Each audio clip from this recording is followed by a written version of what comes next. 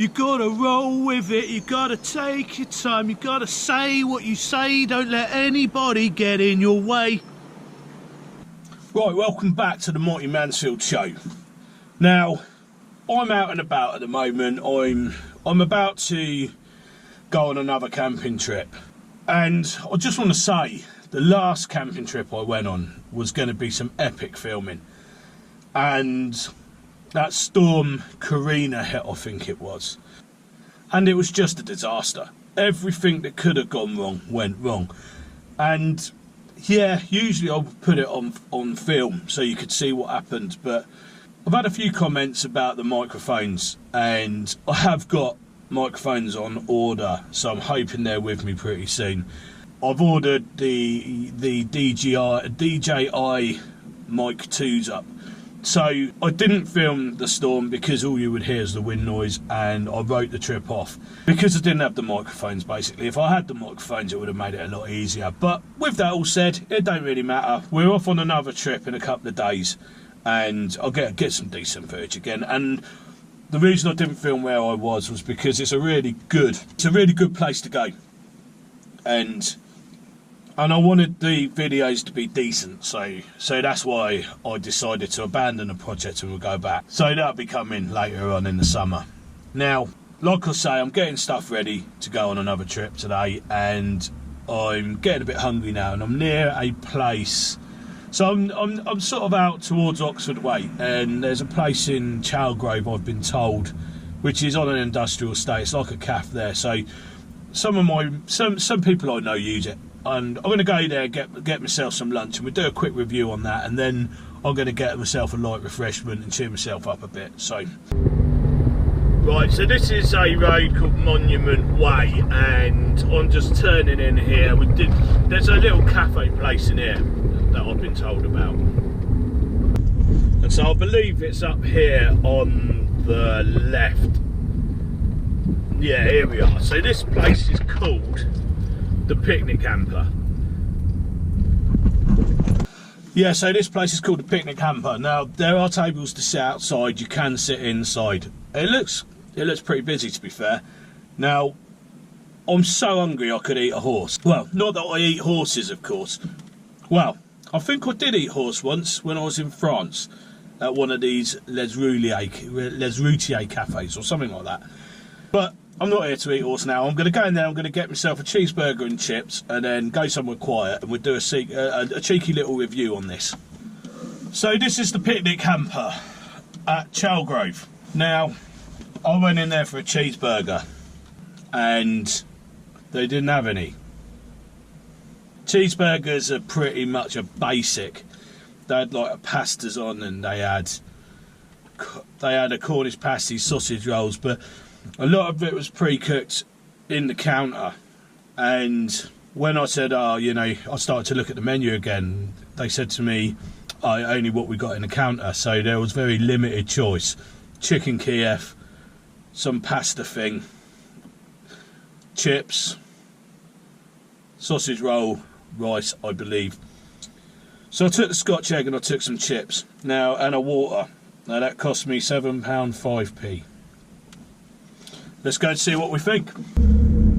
So I'm going to go and pull up round the corner and find a nice little quiet spot, and we'll have a look and see what we're getting for our money. So I will say that they were very nice in there, nice people, but I got the impression I felt a bit awkward because the menu was so limited. Now, I've got a Scotch egg, which it's not that hot. I've got a Scotch egg and I've got some chips and a water for £7.05p. Now let's have a look at the chips. Okay, I'll give you a close up of them. I think they've been sat around.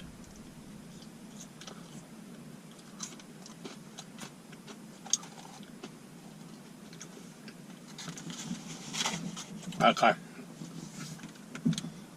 Unseasoned, old, skin on fries. I haven't got a problem with that. But the oil their oil needs changing. Get that stale oil taste coming through that. And they're not hot. They're, well, barely warm. Let's have a look at this Scotch egg then.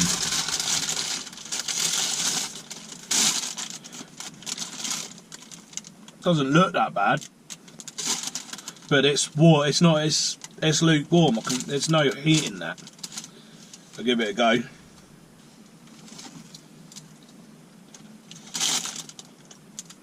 It's stone cold. It's stone cold. It's heavy. It's dense. It's stone cold. I think it's homemade. Is that worth? Is that worth £7, 5p? No. That's the egg inside it.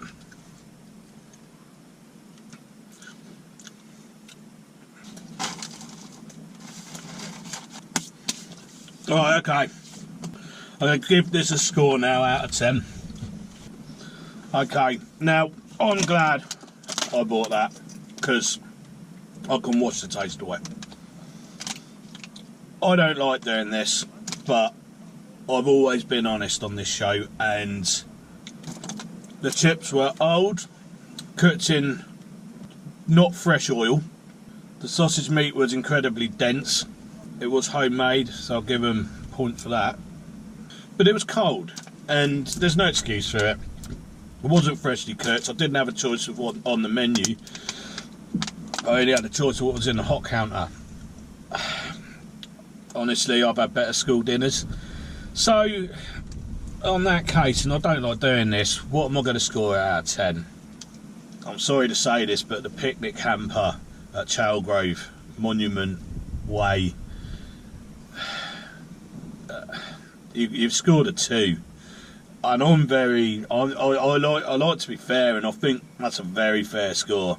Now, they looked a bit sheepish when, because I was a bit shocked when I didn't have a choice of the menu. I was a little bit shocked. So I thought, you know, you've got a massive menu up there, but half of it's missing, and you're only offering sort of dry, old, reheated goods that are sat under it. It was sat under like a bain marie, if you like. So it was, yeah, I'd say I've had better school dinners.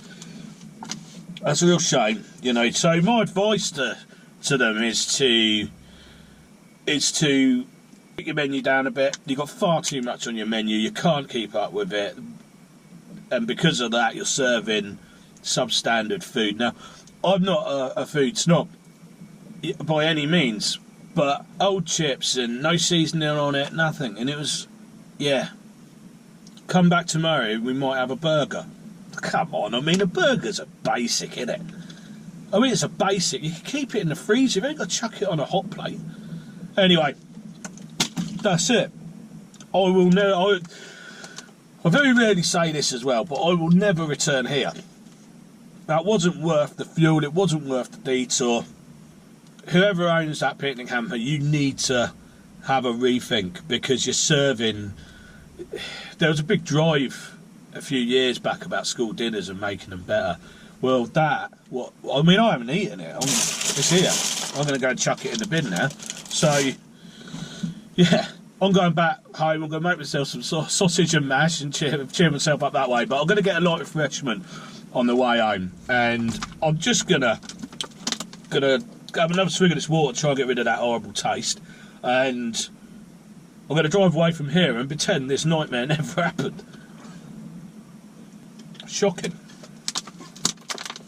The water's alright, by the way, but I paid a lot of money for it.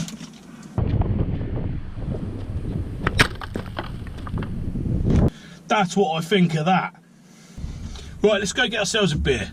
Going to do beer of the week. Right, okay, so I'm back in my back garden now, and I've gone and bought myself a beer to cheer myself up. And I'm going to show you what it is. And then I want to say one last thing on that picnic hamper where I went. So I'll show you the beer first. What I've got is a St. Peter's Plum Porter. And this is a sweet porter with jammy damson and blackcurrant. Which isn't something I would normally pick up, but I thought, why not? It's from Suffolk, St Peter's Brewery in Suffolk. Obviously I like my dark beers. I usually like my stouts. Porter is a kind of stout, but this is a sweet one, so we'll have a go on that. Cool, it does smell blackcurrant like. And it is a pint bottle, which it didn't look like it, to be fair. So it's 500ml. Nice bottle. It just looks interesting, doesn't it? Let's have a go. Cheers. That's actually surprisingly nice. Now, what I get with that is initially you get blackcurrant and the fruity sort of damsony taste, but then it suddenly switches, and this is supposed to where the porter bit is. It suddenly becomes almost chocolatey flavour. It's sweet, it's nice, and I'm starting to get more into more sweeter beers. I had that Black Forest Gatto Stout the other day, and I really like that. Yeah, that's nice. That is. That's a nice little drop. I'll get that again, I think. St Peter's Porter, really nice. So going back to the picnic hamper at Chalgrove, I spoke to someone who works somewhere around there, and they said to me, if you go at midday, you get a bit more of a selection, and it's generally tends to be a little bit nicer and not dried out. Well, that just makes it worse for me. So basically you cook it all at midday, and then you hold it so the people that come or can't get to it until 1:30 get a far, don't get the same quality as the people that go at midday. Now that just means one thing to me. That means you just don't care, and that is worse than being bad. When you take people's money, you should give them the best product that you can, or you shouldn't be doing it. Now, I likened it to school dinners, but I meant bad school dinners, not good ones. My primary school dinners were really good. It was more like secondary school. It was just this big. So the Scotch egg was big, greasy, gristly, wasn't quality, and it didn't have a very nice taste to it at all. Now, yeah, if you'd have eaten it, it would have made you fill up, but you know, have some respect for yourself. And the chips, well, they're just not even worth mentioning anymore. So I scored it 2 out of 10, and I meant that. Now, I want to introduce you to a friend of mine that I take everywhere with me. You know, because sometimes I need this particular friend's help with stuff. So I'll show you him now. Oh look, here he is now. Now this is my mate, and his name is El Butio, and I always take him with me when I do these reviews. So El Butio, he's a good old boy. He works really hard actually. Now you can see on him that there's bits of stuff that he's dealt with, and I wouldn't go anywhere without him now. And to be fair, when you do get bad food like that, you need him about, because I wouldn't wish that on anybody. I didn't even take it. I wouldn't even give it to my dogs. So yeah, poor show. 2 out of 10. I stand by that. So I'm going to enjoy this, and then I'm going to go and start getting my stuff together again, because I'm going on another road trip. I hope you enjoyed this episode, and I will catch up with you in the next one. Cheers. Oh yeah, somebody asked me, some people were asking me why I don't film inside these places. And the reason I don't film inside is because I purposely go late to places, because I feel you get a better representation of what they really are thinking and whether they care about the food. The second thing is, as soon as they see the cameras, they would be putting fresh food on, and if you're prepared to sell it to the public like that, then I will review your establishment on what you're putting out there. That's why you only see the front of these places, and that's why I don't film inside unless I know the place, and if the place is good, I ask them if I can film inside, because I want people to get a true representation of what they're eating. So cheers, see you in the next episode.